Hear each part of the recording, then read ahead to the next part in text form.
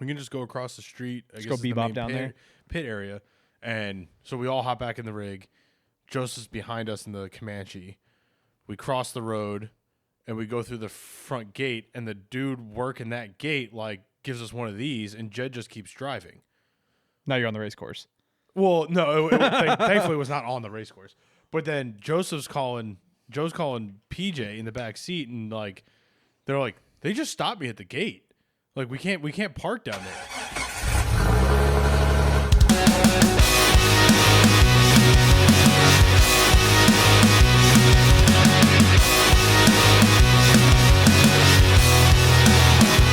Well, we were the one kind of bringing the podcast in today, so Tom, go ahead and bring us in. Oh, welcome back.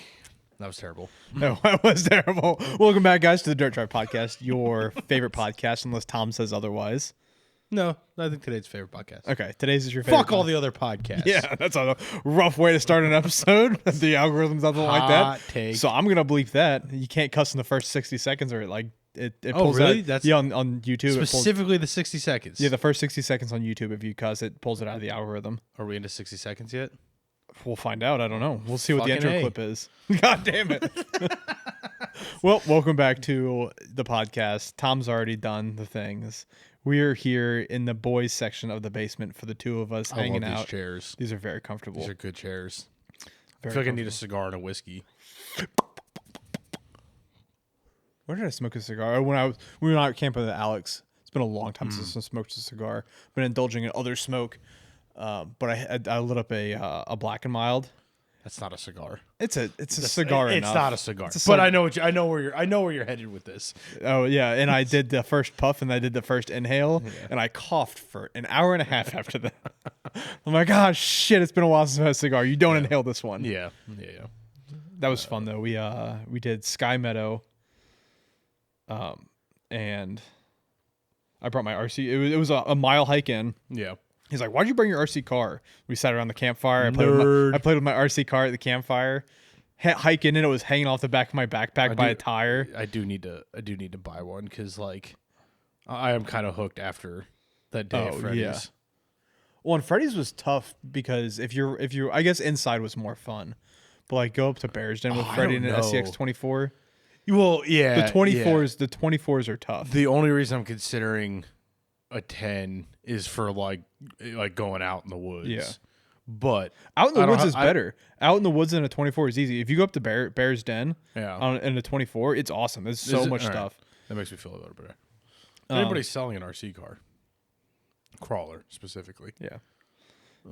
But then I also had a battery go bad, and then I reached out to Spectrum. They do all the electronics and the SCX stuff. Okay. And they're replacing my battery for me. That's cool. So yeah, we'll just send you another one. They're known to go bad if you we'll just send you another one. I'm like, that's awesome. Really good. That saves me $13 to buy links, which the batteries are in the 24 scale like $13. Yeah. Yeah, I mean for me it's not so much the initial cost, it's the like knowing I'm gonna want to do stuff to it, and like the 24 parts are so much cheaper than the 10 parts. Oh, yeah. Like by a large margin. Now, the 24 parts are tiny. I did my steering servo, my steering, and I was sitting there trying to work on it just with my fat fucking fingers. I'm like, this doesn't work. God damn it. Yeah, you get used to it. But, Tom, what have you been up to? Second episode of the way we'll start the same way. Same but different. Same but different. So after the Jet episode, which was awesome. Thank you for coming up, Jed, hanging out, Anytime. having a good time.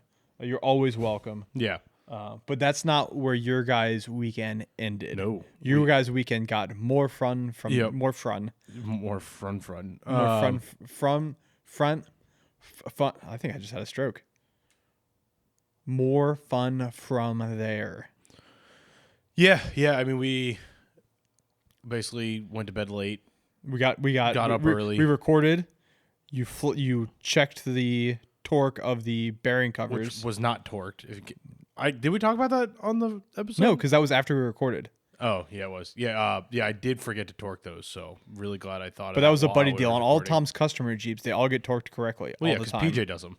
Correct.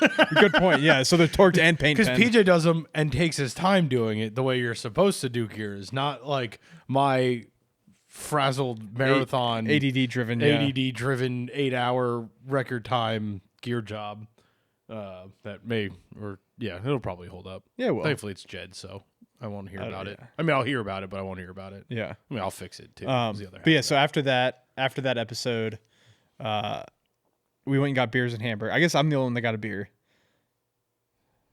at Hamburgers. Yeah, I got a beer and hamburgers, and then we all bombed. Everyone bombed home. Yep. Jed came and crashed on my couch, and then he was up and gone before daylight. Yeah. It seemed early. Well, yeah. So I mean, we went up to Roush for the Roush Creek Rumble, brought to you by Rockcrawler. Crawling rocks. Our friends over at Rockcrawler. But yeah, the yes, I heard JP on air. JP was there. Yeah. To me, like, the whole event was great. Like, they do a really, like, it's definitely a hard event to spectate, like Ultra 4 as a whole, but they do a good job at allowing you to spectate, if that makes sense. Yeah. It's a very, as grassroots and as small as it is, it's also very big in supporting the fans. Yeah. They love their fans. Right. And to me, the highlight of that whole thing was me sending you a picture of Miles, getting a text from you, and then Miles looking at his phone, and then next thing I know, Jed's on the live stream. Yeah. Like, it was like, it just like that whole thing I thought was really fun. Yeah, that was one of the, like, I sent Miles an Instagram message, and I'm like, Miles doesn't, every time Miles posts on Instagram, you look at his posts, and they're all Facebook tags. Okay. So he posts to Instagram through Facebook. So I'm like, he's not going to see this. He legitimately didn't reply to my Instagram message till a day later. Yeah. But that was one of the instances I'm like, I don't want to text. I've got famous people on my phone. Yeah. I don't want to text my famous friends. I don't want to do it. But for Jed, it was his birthday weekend. Yeah. I saw you guys in the background. I'm like, I'm going to text Miles. Yeah. I'm going to see if I can get Jed on air. And that was really cool. Yeah, it was awesome. That's the only time. I've got, like, if I need to get in contact with anybody, I will send you a Facebook or an Instagram message first. I may have your phone number. I may have your email. Unless it's business related, I'll send you an email. Sure. But I will always send you an Instagram message first. Yeah. Yeah, I think it, like, really highlights how, like you said, grassroots and, like, normal that the sport is. Because, like, everybody involved in that sport is just a dude or a gal out wheeling, having fun, and they just happen to be doing it in a sanctioned race. Yeah. You know, the pits are wide open. Like, the weather was shit. It was foggy. It was cold. It was, like, damp. It was just not a good day on the mountain. But, like, everybody's hanging out. Everybody's chit-chatting. You could walk up and down. The racers are all chit-chatting. Like, it's just, everything about it is a cool event. Yeah. It was my buddy. So Brian Costello is a family friend of my wife's family. He used to race ATVs. He wrecked himself.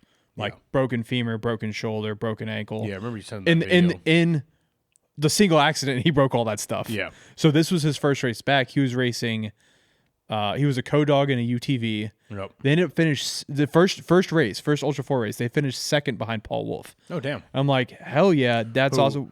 At the time of recording this, I just went and looked. He's currently leading the Crossbar Ranch race. Yeah, they really stacked him up this year. There's every 2 weeks there's a new race. But they're alternating West Coast, East Coast, which is kind of nice because if you're, like, that gives you a month in between races if you're one or the other. But yeah, unless you're Paul and you're racing everything. Yeah, he's like a lunatic. He's currently leading the 4,400 class. But yeah, so that was their first race. I don't know their team name. I know the guy that was driving the car also owns the car. His name is Chris. They're going to be on the podcast in the future. Nice. But they're like, first race, don't really know what they're doing. They had multiple conversations with top names. I mean, he talked to Miles, he talked to Paul, he talked to JP. You can walk up, start your first day doing this, and talk to everyone and learn everything you need to know. Yep. Ultra 4 is truly race on the track, friends in the pits. 100%. Well, I mean, it really, to me, it highlights the community around the industry, right? Like, we find that everywhere, not just in racing. Like if you break down on the trail, more often than not, if a complete stranger is gonna pull up next to you and go, "You good?" Yeah. Like you're like there's never, I don't think I've ever been out and about or in a situation where like a stranger wasn't willing to help to some degree. You know, obviously everybody's ability or whatever the situation is varies, but and like even in racing to a fault, we saw rules against that this year at Hammers. Yeah. You could, unless you had passed that point, you could not go forward and help people. Yeah. Like, I don't know how strict the rule was, but if you were broken down here, or you were stuck here and there's a guy's broken down here, I guess if he was blocking the course, you could help him. I think that was the rule. If he's blocking the course, you can help him. But if you're broken down here, if your car is broken and he's stuck here, you cannot help him. Right. But if he's blocking your course and you're here and he's here, you can get and help him. Right. So like to a fault, Ultra 4, people get out and help each other. Yeah. Yeah. Yeah, and it's like, I don't know, it made for a fun event, and like everyone's just walking around, like, you know, like we were one of the spots we were spectating, like up by where Miles was broadcasting from, like ended up having a conversation with JP because he's just there. Yeah. Right? Like the whole team from Rock Crawler's just there. They're just hanging out. Everyone's chit chatting. Like you're running into people you know. I met like 3 of our Instagram friends. Nice. That like because PJ being PJ knows everyone. Like at one point through the internet. At one point, like we were like standing at the rope, and then all of a sudden PJ's got a vest on, and he's like got the camera out, and I'm like, "Where'd you get a vest from?" I'm like, "What the hell, dude?" And he's like, "I know people," and he just like scampers down the hill and is like taking pictures, and I'm like, only PJ could show up with a camera bag, end up with credentials, and be on the other side of the rope within 5 minutes of being there. Only PJ. But then like it's like, oh yeah, this is Greg. Oh hey Greg, nice to meet you. Like. And then it's like, how do we know Greg? Oh, he's Wed YJ. Yeah. Yeah. He's like, oh, it's Wed YJ on Instagram. I was like, oh! I was like, all right, everybody needs little labels. It's like, hi, my name is Greg. My Instagram handle is. Yeah. So like met Bill from Hardline, like, you know, just like all these people that we've like talked to or known. And yeah. And like, I mean, Roush is still a great park. And every time I'm there, I always want to go back. And I always forget that it's Roush isn't much further than like the Cove. Hours. The Cove. 2 hours. The Cove from here is an hour and 15 minutes. Yeah. With Jed driving, it took us exactly 2 hours from my house. Yeah, it's right up the road. And that was him being gentle because I was making him be gentle on his fresh gear set. Yeah. So yeah, it's like there's yeah. How was the setup? Because I know they were on. They weren't on the main side. They were on the across the road side, and that's where they were racing. I think we kind of screwed it up, but it's Jed, so it doesn't really matter. But we came in, we paid, we got our wristbands, and like also it's pretty damn affordable. What was the cost for the day? One vehicle, 3 people, I think was like $75 or $85. Yeah, yeah, to watch a professional series race. Yeah, and, unbelievable. But like we basically got in the parking lot. We were hanging out with Joseph, Monkeyfoot, because he Giffen. Got it. The third, yes. Like he literally, like we were waiting to make the left into the main entrance at Roush, and he was making the right, like in front of us in the Comanche with the doors off. Nice. And what a horrible day to drive the Comanche. We were waving to each other. It was pretty funny, but like none of us knew where the race was. Like coming up the road, there were signs like for parking and like people and whatever else, and like. I basically went into the office at Roush, was like, where do we go? And they're like, oh, well, you can like go across the street is like the main pit area, and then there's like spectator points down the road. We're like, all right. So like go back to the Gladiator. We're like, yeah, we can just go across the street. I guess go bebop down there. Pit area. And so we all hop back in the rig. Joseph's behind us in the Comanche. We cross the road and we go through the front gate, and the dude working that gate like gives us one of these, and Jed just keeps driving. Now you're on the race course. Well, no, thankfully it was not on the race course. But then Joe's calling PJ in the back seat, and like they're like, they just stopped me at the gate. Like we can't park down there. And like we were like, oh, but since the Gladiator was all badged up, it looked like the Gladiator was all badged up, and we were like, okay. But like, and like Jed also has his disabled vet tags. Yeah. So like we were like, oh, maybe it was the handicap parking tag. No, it's definitely because all the badges. Or the badges. So then we kind of like pulled up, and like the Chaos trailer was there, and he waved down Jed, and Jed was like, hey, where do we park? And he's like, right there. So Jed just pulled up like in front of their hauler. We just got out and then went over to Eric Miller's hauler. Yeah. And we were talking to Eric Miller, and we were wandering around, and like they had the food truck set up, and then like we just walked like you could from there you could walk out to the spectating points because the start finish line was also right there at the pits. So like we ended up, it was like early in the lap. There was a spectator point at the top of the hill, at the top of that rock obstacle, and at the bottom of this rock obstacle. And we kind of split time between there. We watched the first lap come through from the top, and then nice. The rest of the laps from the bottom. The lap was they were short, 3 miles. Yeah, I mean the race was like an hour and a half. Yeah, start to finish. Well, and they also changed the race date. It was supposed to be Saturday later in the afternoon, and they changed it. No, it was supposed to be Sunday. The race was supposed to be Sunday. The 44 or 46 and UTV was supposed to be Saturday.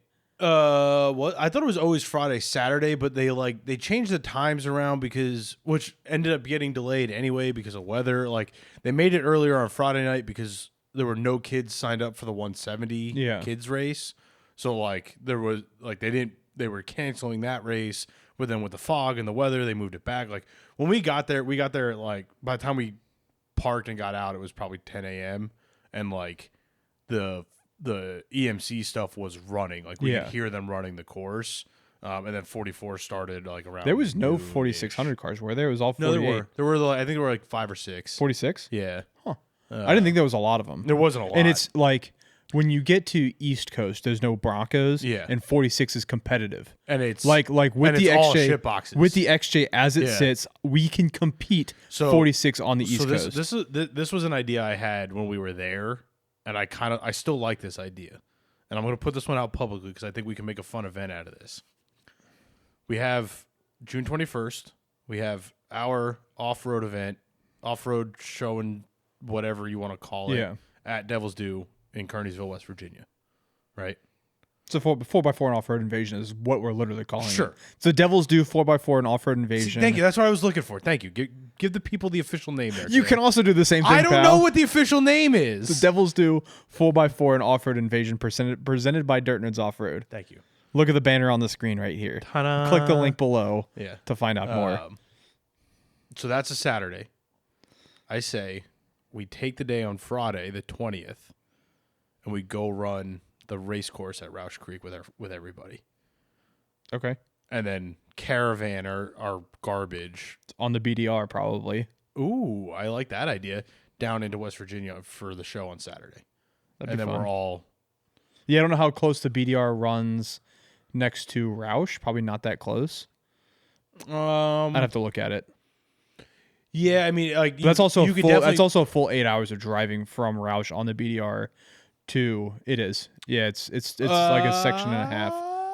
The only reason I'm going to disagree with you is from where the BDR runs past Carey's farm highway. That farm is an hour and 20 from my house. Correct. The way it runs through PA and Maryland, but between that part of Pennsylvania where the farm is down is mostly like 35, 40 mile an hour country road. we can look at it. Yeah. It's not like that section is not trail because that's the section down through Maryland and Harper's Ferry. Yeah. Which is a lot of road. Yeah. I mean, we can definitely look at it. That could be fun. Either way, I'm pretty sure Jed either has or is getting the GPX of the race course. Yeah, I'm sure. So we could, and like, I'm sure it's. And even Eric was like, yeah, you can run this on 37s all day. Like, I mean, watching XJ on 33s. 35s, they ran it on 35s. Yeah. So I think that'd be really fun. If you're interested, let us know. Yeah. We can be a secondary event to the event. Yeah.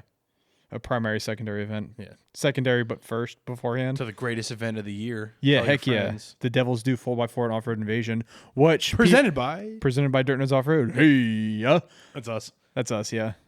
Unfortunately, sometimes also awesome all the times. Yeah. Yeah, there's people making ancillary events around it. I was on Facebook, and I got invited to caravans. Like people I got invited to an event by another club coming to the Devil's Due 4x4 and Off-Road Invasion. And I'm like, wild. Yeah. This is cool. Yeah. If you guys go onto the event page and mark as going, please do that. Yeah. They're going to make a label and make a Dirt Nerds bottle if we can get this to happen. I would really like this to happen. That'd be so cool. Yeah. Along with that, this comes out in a few weeks, 2 weeks from today. We are working with calendar.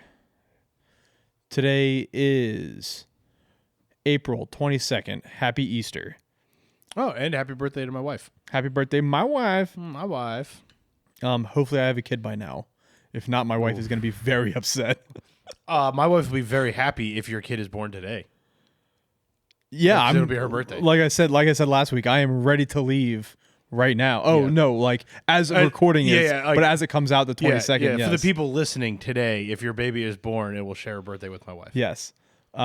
Future past. May 10th, we got invited to Bear Chase. Oh yeah. To record our 3-year anniversary episode.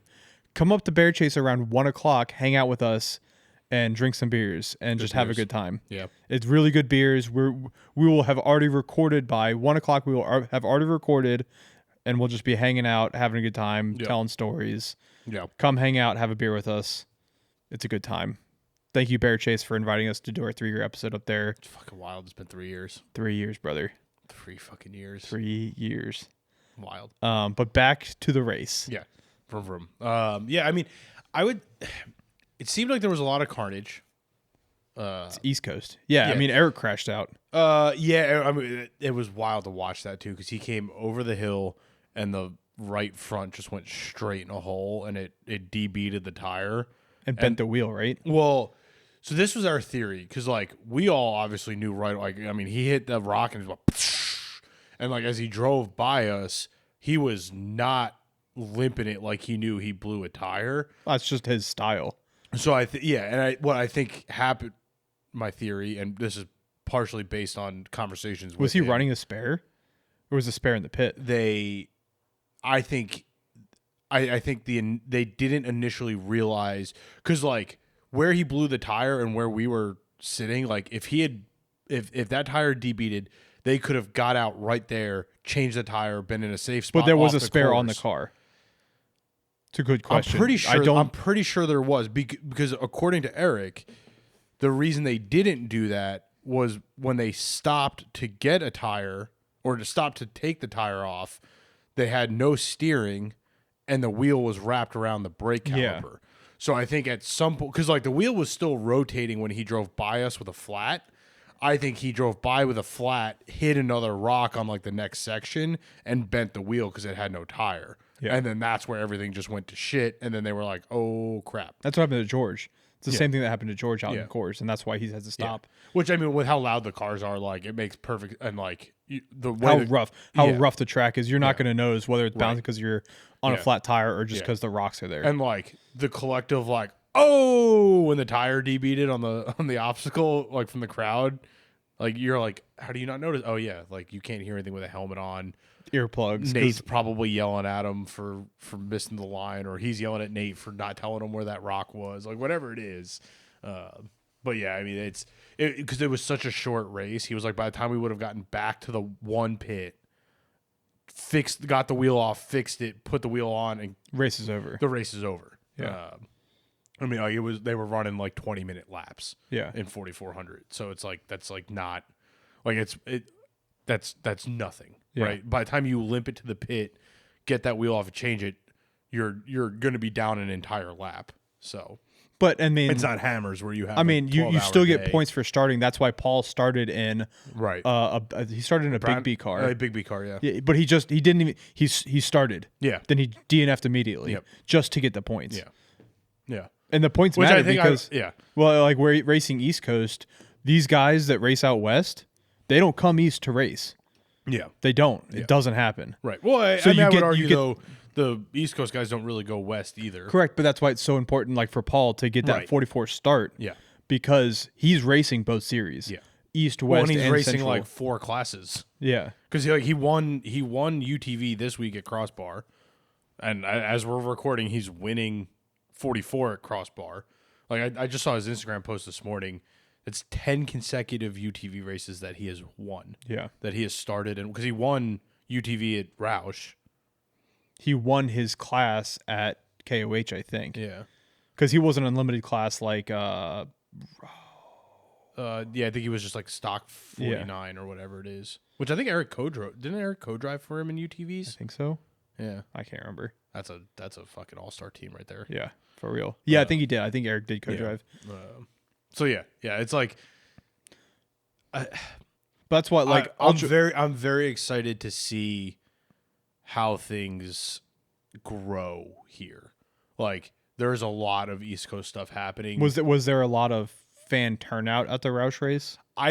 Being my first in-person race, I don't know what it would compare to. Would you say, wow, that's a lot of people, or would you say that's a good amount? I was surprised. I wouldn't say it wasn't like, oh my God, there's a ton of people here. It was like wow, more people come to this than I thought. Yeah. And the fact that you named 15 people, I'm like, oh yeah, we know all of them. Yeah. It's all our friends. But and like to me that's part of the cool thing, right? Like it's that small of a community that like one race in Pennsylvania happens and people we've met a couple times or know through the internet are all in the same place at the same time. Like that's cool. Internet friends. If you want to be our internet friend, follow us everywhere social at DirtNerds Motors, The Dirt Drive, and DirtNerds Offroad. That was a good segue. It's a good drop. That was beautiful. I'm getting good at this. Yeah. But yeah, our internet friends are everywhere. Yeah. Which is cool, and like, and that doesn't. That's the fun thing about an internet. It doesn't compare to PJ's internet friends. You go somewhere with PJ and his. Well, I think we can thank PJ for most of our internet friends, correct? Because they were PJ's internet friends, and now they're all of our internet friends. We adopt our internet friends from PJ because PJ is like, PJ's good at the internet. He is. Yeah, PJ's really good at the internet. Like he's very good at the networking part of social networking. Well, yeah, the reel he did of the GX550. Oh boy, that was a pretty vehicle.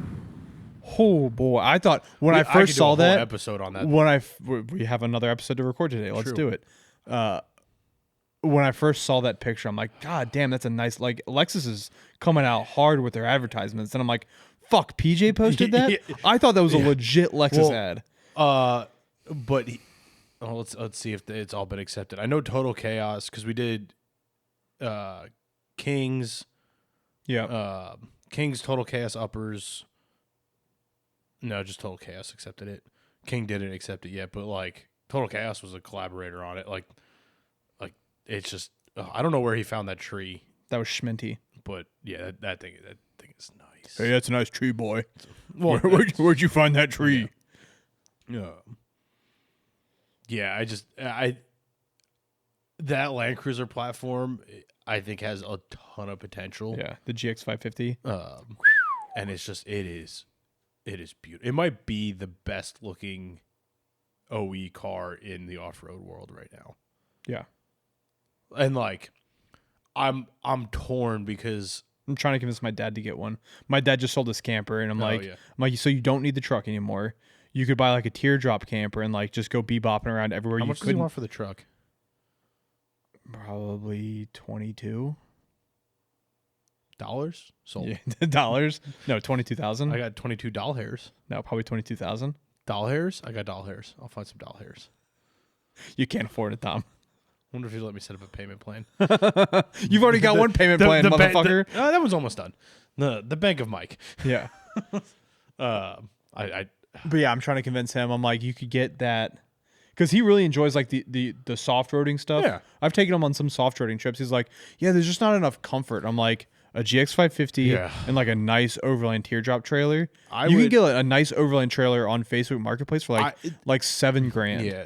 I mean, here's my only problem with the like. I think for whatever reason, I think the Lexus looks better than the Land Cruiser because it does. We should save this for a second for another episode. We got another episode to record. What are your takeaways? Foreshadowing. What are your takeaways from the Ultra 4 race? I am very excited for where the sport's going to grow, specifically on the East Coast. And that's also knowing a few things. Yeah. And the accessibility is there. Like looking at some of the rigs, you have guys like Chaos that have full toter homes. Yep. Like $1 million toter home trailer race car. I mean, so does Eric. I mean, but that's correct. But like it's But then you have guys that show up in their Duramaxes on a flatbed trailer with their XJ and race it that way too. So the accessibility between like the Eric and Chaos level of stuff to the 4600 of show up with a clapped out Duramax, a clapped out XJ that has a cage, and I go think, race is there. And I think like I'm not saying it needs to be, but like it has enough. What's the word I'm looking for? Like clout. Like you have enough to say that there's enough provenance around the racing. Well, that falls under the clout. Clout's just like it's a more little different. Yeah, but yeah, this is how I look at it. Like if you tell someone you're racing or 40 or Ultra 4, the casual fan of NASCAR, me. I'm like, this is my experience of NASCAR. I have zero interest in the racing of NASCAR. Yeah. The event that is NASCAR, I think is really cool, and I want to go to a race. I want to wander the pits. I want to see the cars up close. I want to hear the engines run, smell the race fuel. Like, I want to know about the engineering, but I don't care about the car. I think Ultra 4 has that same kind of potential where, like, following the race in person is a little difficult without technology, which the technology's gotten so good that like as it grows and like all the cars can run Starstream, you can now sit in the woods, say like with an iPad, and watch the YouTube stream. Like, oh, he's coming here on the YouTube stream. Get your cameras out because you'll see the YouTube stream. You'll be like, oh, I can start to hear him. I think which would be really cool, like if Ultra 4 had the budget, because I'm sure the technology exists, but like have rental iPads or something, like, you know, like tablets or screens set up where that stuff is streaming at the spectator points, where you could like just like NASCAR, like where everyone's got the headsets and listening to the team radios and like all that kind of stuff. You could do the same thing with streaming video of your cars, or even do the same thing, get PCI on board and be like, hey, can we do headsets for the fans so they can tune into their favorite driver to listen to. I mean, from talking to Eric and Nate, I don't know if it's a little bit of cussing. Yeah, I don't know if that's a conversation you want broadcasted. You son of a bitch. I don't know if the drivers would be okay with that, but like some of those guys did that this year with Hammers. They Starstream. They tuned the radio into the Starstream. Yeah, they live streamed everything in cab straight to YouTube during the race. So like there are guys doing that already, but like putting that into one place where you could do it as the fan and do it on site only, I think would draw a lot of people to the race. Because like I wouldn't say I'd rather watch it at home on the couch, but like it was nice. I was watching at home on the couch. I would almost rather, like, it's two very different experiences, right? Like this going to Roush makes me like Crandon. We have to go to Crandon. I don't know if we can swing it this year because of like August and September are going to be two really busy months for us. But like everybody has told us Crandon is the race to go to from a spectator standpoint. It's a stadium style course. So like knowing how much fun it was to be there and be around the race and only seeing 10 seconds of each car come by 3 times versus sitting in the stands and watching all of it, like that experience has to be awesome. Yeah. So like I think there's so much potential because of the range of the racing and what it is and the way the event is built, that like if they kind of follow a little bit of that NASCAR thing where like you build the event around the race and you have activities and, you know, the streaming and the technology and all the things you can do to make the race part more accessible, I think that's how those events could grow exponentially. Any ancillary racing other than Ultra 4 at Roush? Not that I saw. At Famous Reading, I think there was on Friday, but we were only there for at Saturday. Famous Reading, they did a Line Mountain style race the next day.